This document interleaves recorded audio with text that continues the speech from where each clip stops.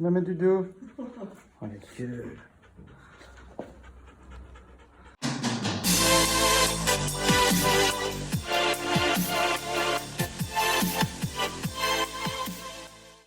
Dix, 9, 8, 7, 6, 5, 4, 3, 2, 1.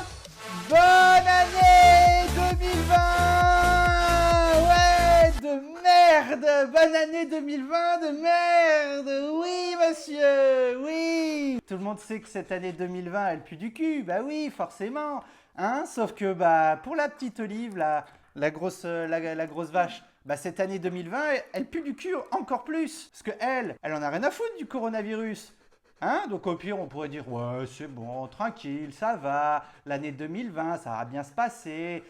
Eh ben, sauf qu'au final, ben, le sort a décidé de lui faire subir plein de merde, plein de merde. Alors que l'année 2019, on n'a rien eu, rien. Il s'est rien passé de mal. Et il est pas mal ce fond là, le petit bleu là, le petit dressing là.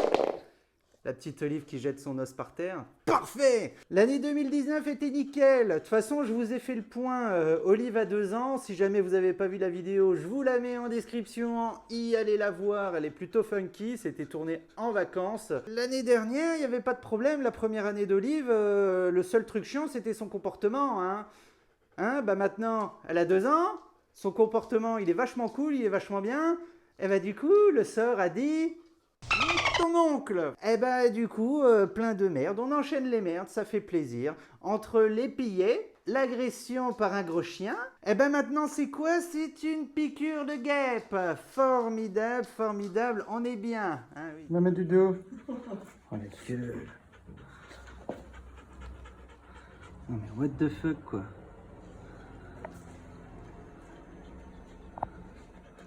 Ma pauvre. Ah ben, même pour toi, l'année 2020, elle est daubée du cul, hein. C'est ma pauvre. Ouais, direction veto. Ouais, Kiki. Ça, c'est moche. Hein. T'es toute déformée.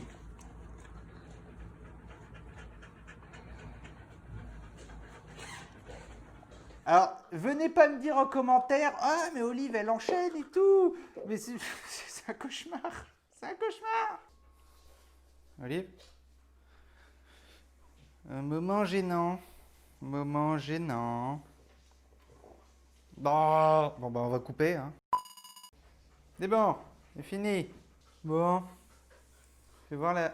Mais c'est pas vrai. C'est bon, t'as fini. Viens du deux. Ouh là là, ouh là là, ouh là là là là. Oh, comment que je fais? Bon, ça a bien désenflé quand même, hein. Ça fait du bruit. Oh là là là là là. Mais c'est encore un tout petit peu enflé. Encore un tout petit peu enflé, mais bon, ça va. Tiens, c'est bien. Voilà comment ça a évolué. Ça a bien dégonflé, il reste encore un petit peu. Donc le vétérinaire nous a dit, demain, il n'y a plus rien. Ça va là?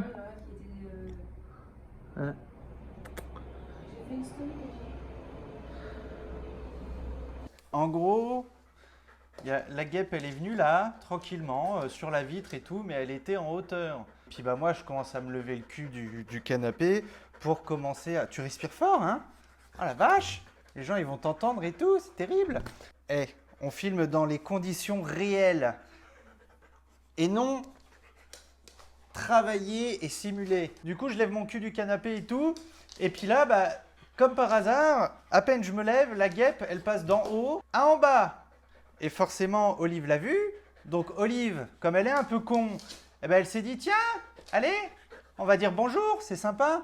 Eh ben, elle a essayé de la bouffer. Je l'ai chopée par le cul. Parce que laisse tomber, dire à un chien pas toucher à une guêpe alors que en général il chasse les mouches et il n'y a pas de problème, on le laisse faire.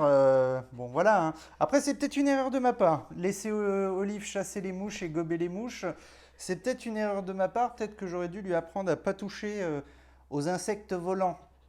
J'en sais rien, vous me direz ce que vous en pensez en commentaire. Hein. Donc du coup, j'ai chopé Olive par le cul, là, par le boule, et je l'ai foutue assise direct, comme ça. Sauf qu'en fait, cette connasse de guêpe, à croire qu'elle le faisait exprès, elle s'est décollée de la vitre.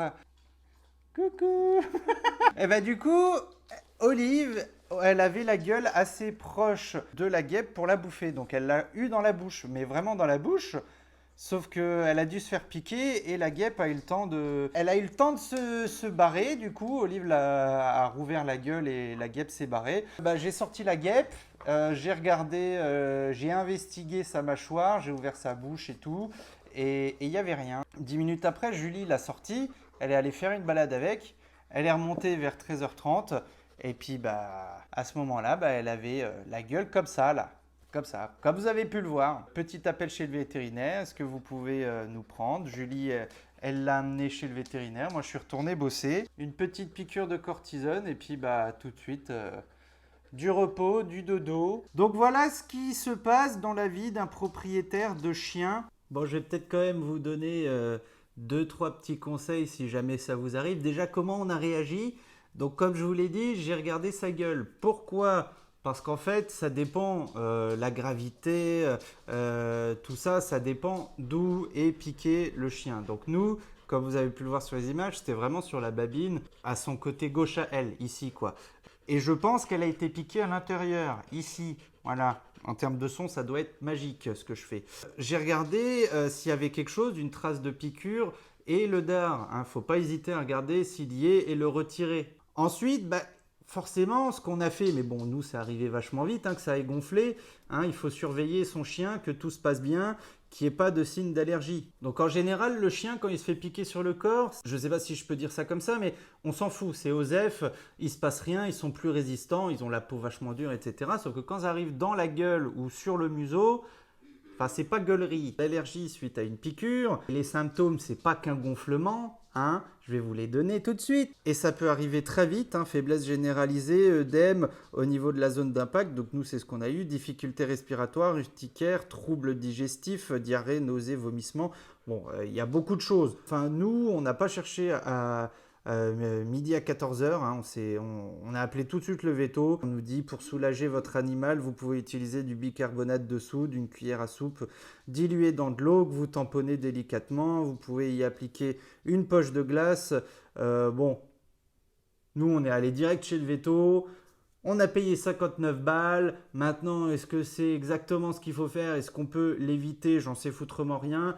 Mais maintenant, vous connaissez la famille Q. Hein, Ah non, le vétérinaire, comme quelqu'un nous l'a dit sur Instagram, limite Olive, ça va devenir la mascotte de chez le veto, quoi. Avec toutes les merdes qui se passent. Voilà ce qui peut se passer. L'année 2020 est vachement bien pour nous. Je ne sais pas ce qui va se passer encore à l'avenir. On verra, hein, je pense que ça risque d'être sympa, hein, de nouvelles déconvenues. Voilà ce que je pouvais vous dire, ce qui nous est arrivé, comment on a réagi, ce que l'internet nous dit qu'il faut réagir. Donc petite piquousse de cortisone qui agit comme un anti-inflammatoire et immunosuppresseur. Si jamais ça vous intéresse, je ne suis pas un Jean médecin, n'hésitez pas à chercher sur Google. Moi, je vous dis à la prochaine. Pour des vidéos, je l'espère, un peu plus gaies et joyeuses, parce qu'au bout d'un moment, il y en a marre, hein, des merdes. Moi, je commence à en avoir. Voilà, hein. Je vous fais la bise. Je vous dis à la prochaine. Olive vous fait la bise avec la babine encore semi-gonflée. Et puis, bah, je vous dis à la prochaine. Allez, ciao!